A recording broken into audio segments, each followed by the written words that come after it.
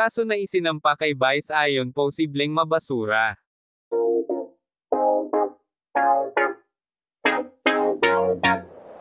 Eto na, nakakaloka, mukhang magiging happy na ang mag-asawang iyon Perez at Mim Vice dahil yung kaso daw na isinampa kay Vice at ayon. Possibly daw mabasura dahil alam niyo ba may mga ilang lawyer na licensed lawyer na nagbibigay na opinion patungkol dito sa kaso na isinampa ng Kapisanan Social Media Broadcaster ng Pilipinas Inc.